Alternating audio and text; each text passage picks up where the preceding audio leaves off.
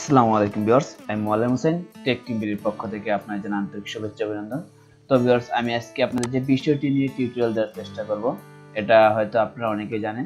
এটা হচ্ছে যে আমাদের গুগল অ্যাডসেন্স সম্পর্কে।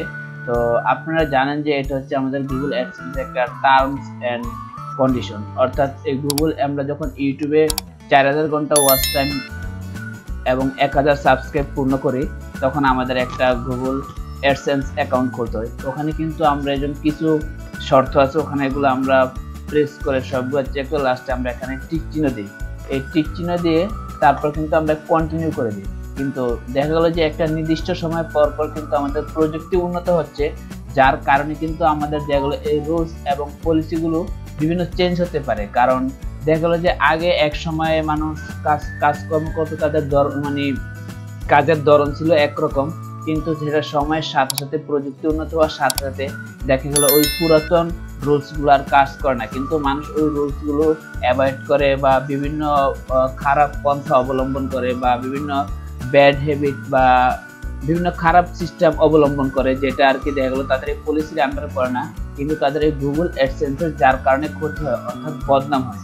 অর্থাৎ এই গুগল অ্যাডসেন্স ব্যবহার করে যখন আপনি কোনো খারাপ কাজ করবেন, তখন কিন্তু এই গুগল অ্যাডসেন্স এর জন্য দায়ী। তো দেখা গেলো যে সময়ের সাথে সাথে এবং প্রযুক্তি যে উন্নত হয় তার সাথে সাথে এবং সব জিনিসেরই একটা রুলস বা পলিসি উন্নত করতে হয় বা কিছু চেঞ্জ করতে হয়, যাতে এইটার আন্ডারে চললে কেউ অবৈধ বা ইলিগাল কোনো কাজ করতে পারে না। তো সেগুলোই আর কি, তো এই জন্যই তাদের এই পলিসিগুলো তারা চেঞ্জ করে। তো আমরা যখন 4000 ঘন্টা ওয়াচ টাইম এবং 1000 সাবস্ক্রাইব পূরণ করে মানে গুগলের যে অ্যাডসেন্স অ্যাকাউন্ট ক্রিয়েট করি, তো ওখানে যে আমাদের প্রাইভেসি এবং পলিসি ছিল এখানে ঠিক ওইগুলোই আছে, কিন্তু তার সাথে সাথে আরো কিছু আপডেট বা মডিফাই হয়েছে। তো এগুলোই আর কি আমাদের এখানে দিচ্ছে। তো আমি যখন সর্বপ্রথম আমি আমার এই যে আবার গিয়ে দেখাই, আমি আমার গুগল অ্যাডসেন্স লেটারে যাব,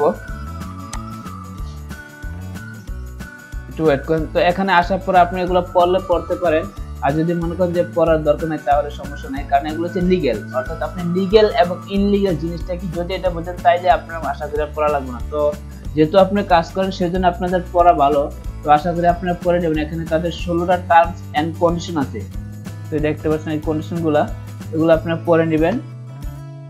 তো তারপর আপনি কি করবেন, এখানে টিক চিহ্ন দিবেন, কারণ আমরা যেহেতু এখানে কাজ করতে চাই বা গুগল অ্যাডসেন্স এর মাধ্যমে ইউটিউবের টাকা আনতে চাই, সেই জন্য কিন্তু আমাদের এগুলো এখন টিক দিতে হবে, নাইলে কিন্তু আমি এইটা দিয়ে আমার কোনো কাজ করতে পারবো না, কারণ তারা যে রুলস বা পলিসি দিচ্ছে এগুলো আমাদের মেনে চলতে হবে। তো এখানে আমরা এটা দিয়ে এখানে আমরা ক্লিক করে দিই।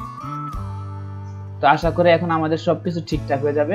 অর্থাৎ যে তাদের নতুন যে আপডেট দিছে, যে ইয়াগুলা নতুন যে কন্ডিশন বা পলিসি, তো সেগুলো কিন্তু এখন আমরা তাদের ওই আন্ডারে চলে যাবে।